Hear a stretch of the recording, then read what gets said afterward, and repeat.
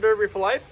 I'm here going to teach you guys how to make a fuel tank for your fuel injected cars.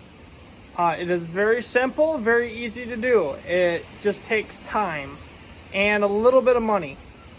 So what you will need is a boat tank. So you don't have to use a boat tank. This is what I have or decided to use. So what you will need to do is cut this handle off. You're gonna have to get rid of that, and you will end up cutting a square hole. Probably just get it big enough that you can slide your fuel pump inside the tank. It's very easy to do. It doesn't take very long to do. So you'll just need a angle grinder, which I used up all my blades, so I ended up having to use a sawzall. So I just cut, get rid of it, drill a hole so you can get the blade inside. Or if you use that, you just cut, and then you can either cut it completely open, or you can fold the flaps down as I did with mine, and then that will be gone. So that's what you will need. Or you can also order off a line, but if you want to go the cheapest route, you can find a boat tank. They're fairly cheap at garage sales, and sometimes you can even get them for free, which I got most of mine for free. So after you get that, you'll drop your tank out of your car, which I did out of this alumina here. I know the fuel pump works, and it's very easy to do. So what you'll do is you'll drain out all the gas, and you will also preferably you should fill this with water, because any fumes or anything that's left in there can still cause it to go boom. So after you drain out all the gas and you start filling this thing with water, all that you do is you just cut the center out. That's all I did. I removed the fuel pump before I cut the center out, and then it just makes it easier and safer, just in case it would happen to catch it and wreck your fuel pump, and then you'll have to get another one. But so that's what I did, is I removed the fuel pump first, and then I just cut that circle out. I made it fairly big. That's what I always do. That is, I always make sure that it's a big enough cut. That way you can always trim. You can always trim the stuff off. So after you get it out, what you'll want to do is you want to pound it flat. Preferably avoid hitting this at all. That's what I did, is I bend everything flat. I kind of pound it all down on the cement or whatever, kind of get it all flattened out. And then you just pound it down, and then you just start slowly positioning it how you want it.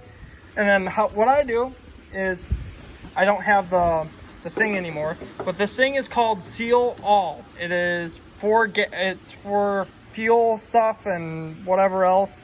So I get a tube of that. I use the whole tube on this one tank. They're usually like $5-6, maybe a little cheaper. And then you position it on it. Once you got it positioned how you want it, you self-tap it down a little bit, and then you can trim it, and then just kind of pound everything flat, and just keep using screws to get it all like this. I always go overkill with my screws. I'm making sure this thing is holding down, and it would be good to use. Something I found out is these fuel pumps are too long for a boat tank, or they're too tall. So what I did is there's a bottom piece on here. I cut it off maybe an inch or so, just right below this here. I just cut it off right there. And then I also have to shorten up the pump stand or whatever. And all I do is I cut it right above. There's like a flange there. I cut it right above the flange, and then I slide this pump inside the flange here, and I have this hose on it as well as another safety precaution to hold it on. And then I zip tied the thing together, and all you have to do now is just slide her in your tank, which it is very easy to do. Make sure you have it cut short enough that you can actually get it in there. But yeah, it sits right in there and good to use. You might have to bend these up a little bit. That's what, at least that's what I did. Make sure not to break these. If you break these, you're SOL.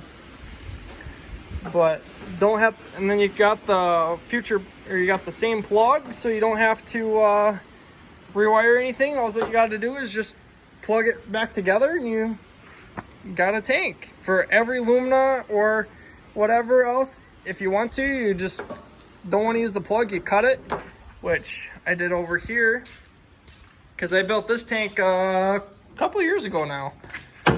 And all what I do is, because this came out of an Astro van and it's sitting in a Lumina now, and all what I do is just use these connectors. It pulls out. So I mean, you end up going through a bunch of these, but big whoop.